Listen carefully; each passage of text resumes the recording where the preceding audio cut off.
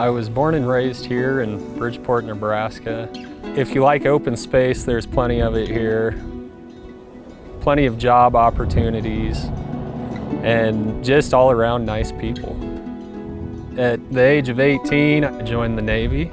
In the Navy, I was a construction electrician. I received basically all levels of electrical training, from small circuits up to high voltage.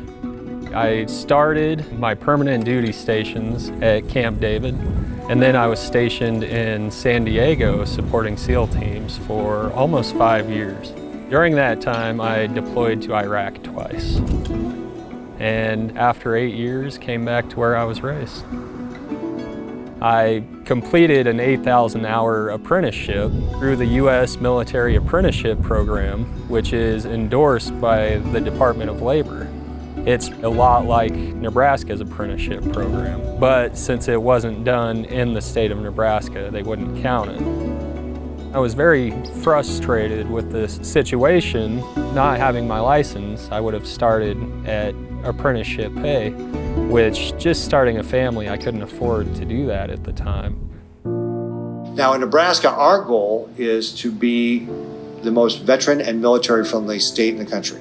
At one point, I heard Governor Ricketts talking about how we need to give veterans the licensing they deserve in the state. What I heard from him wasn't really meshing with my experience, so I contacted Senator Erdman, who thankfully put me in contact with the Platt Institute. Universal recognition is the general concept that if you are licensed or have experience in an occupation in another state, that your previous license and your experience would be recognized for licensure here. Virtually every state in the country has people working on some form of universal recognition. Many states are working on universal recognition for military service members and their families. Those who have the military occupational specialties are well equipped to come into civilian life and to work. With the Platt Institute, we've done some news conferences. After there was some attention brought to this, the director of the electrical division called me and he allowed me to take the exam. Once I passed it, it really opened a lot of doors. If I want to own my own business someday, it's opened that door for me. If it's possible for Mike with his experience to go and test, then everybody who has that same kind of experience ought to be able to go and test without having to get his story told in the 2 largest newspapers in the state and on television and radio.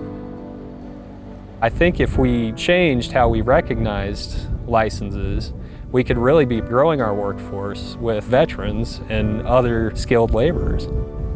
That's the thing that really inspired me about Mike, is that once he got what he wanted, he didn't just stop. He said, well, let's see if we can help some other people, because he believes that young folks like him ought to be able to have the opportunity to come to Nebraska to work.